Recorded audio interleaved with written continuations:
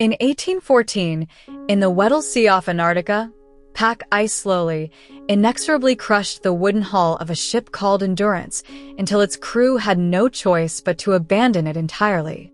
What followed was one of the most extraordinary survival stories in polar history. 27 men, stranded in one of the most hostile environments on Earth, with no radio contact, no rescue plan, and no realistic hope of outside help arriving. They would spend well over a year surviving on drifting ice floes and in small boats, before making a desperate open boat journey across some of the roughest ocean on the planet, and finally, an unprecedented trek across an uncharted, glacier-covered island, before rescue became possible. Every single member of that crew survived. Not most. Not nearly all. Everyone. Historians and psychologists studying this expedition have spent decades asking a specific question. Given the sheer severity of the conditions, cold, isolation, genuine starvation risk, and eventually mortal danger, how did every man make it out alive? A significant part of the answer is not physical endurance at all. It is the specific, deliberate leadership decisions made by one man, the expedition's commander, Ernest Shackleton. Shackleton's approach to crew psychology began well before any ice ever threatened the ship, in decisions historians now recognize as remarkably sophisticated for their era, even without the benefit of modern psychological research. During crew selection, Shackleton reportedly placed unusual weight on temperament and personality compatibility, alongside technical skill, famously prioritizing candidates who seemed likely to maintain morale and cooperate well in close quarters, sometimes over candidates with superior technical qualifications alone. This intuitive emphasis on interpersonal compatibility anticipates, by roughly a century, findings modern researchers have since formally documented in Antarctic and Mars analog crew selection, that conflict management style and group compatibility often matter as much as raw individual competence. Once underway, Shackleton also deliberately structured shared responsibility and routine, assigning scientific and maintenance duties broadly across the crew rather than concentrating meaningful work among only a few, echoing another now well-documented protective factor. Structured, purposeful activity reliably correlates with better psychological outcomes in extended isolation, a finding since confirmed at Antarctic stations and in Mars simulation missions alike.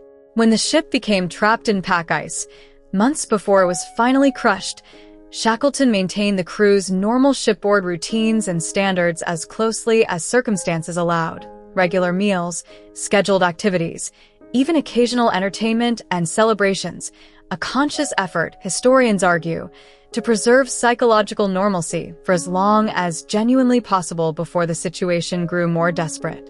As the situation deteriorated, first the ship trapped, then crushed entirely, forcing the crew onto drifting ice, Shackleton faced a challenge modern psychology now studies formally under names like the third quarter phenomenon, maintaining group cohesion and morale through the long, uncertain middle stretch of a crisis, while past its dramatic opening, with no clear end date in sight. Accounts from expedition members describe Shackleton paying close, active attention to crew morale specifically, reportedly moving among tents and work parties, deliberately singling out and supporting men who appeared to be struggling most, and working to defuse emerging interpersonal conflicts before they escalated within the confined, high-stress environment of the ice camp.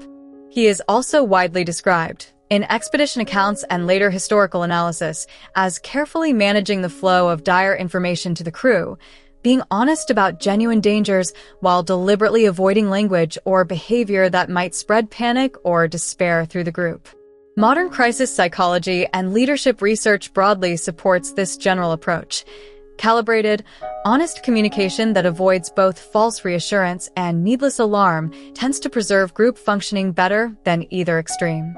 Particularly notable to historians is Shackleton's specific decision to keep two crew members he privately regarded as most difficult or potentially disruptive within his own tent group, rather than isolating them elsewhere, a deliberate strategy, by several accounts, aimed at directly managing potential friction himself rather than allowing it to fester at a distance.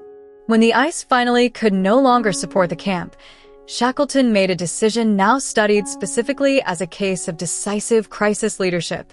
Rather than waiting passively for a rescue that had no realistic prospect of finding them, he chose to act, launching the crew's small lifeboats across open, brutal Southern Ocean waters toward the nearest accessible land, uninhabited, but at least solid ground.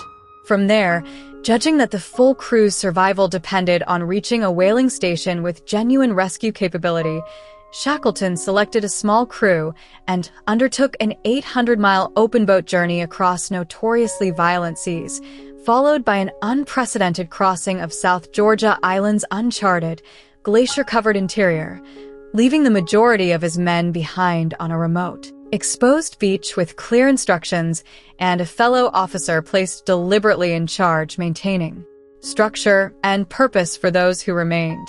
This specific decision, accepting extreme personal risk himself rather than asking crew members to attempt it, while ensuring those left behind retained clear leadership, purpose, and routine, is precisely the kind of decisive, structure-preserving leadership modern crisis psychology and organizational research identifies as most effective in prolonged emergencies.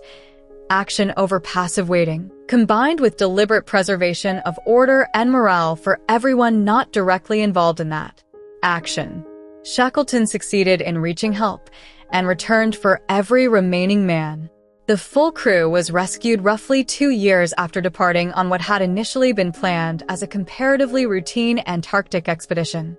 Shackleton had no access to modern psychological research on isolation, crisis leadership, or group dynamics. The formal Antarctic winter-over studies, Mars analog missions, and crisis psychology literature we cover elsewhere on this channel were all still generations away.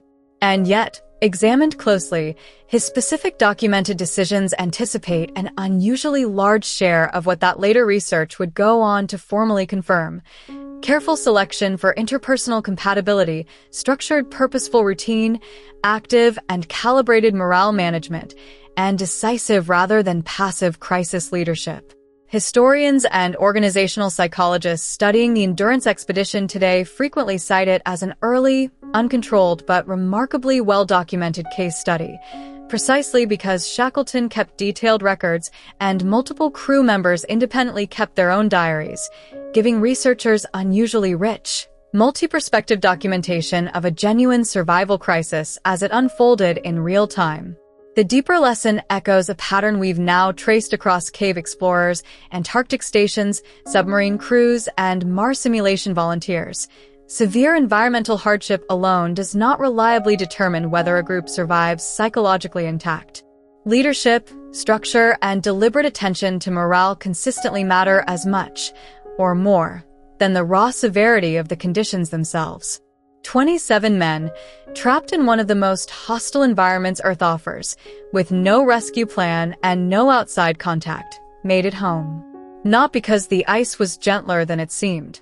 Because one man, working almost entirely from instinct a century before the science existed, kept building the exact conditions research would later prove protect the human mind under genuine, mortal duress. If this story moved you, subscribe to Minds at the Edge. The human mind is full of stories like this one, and we uncover a new one every week.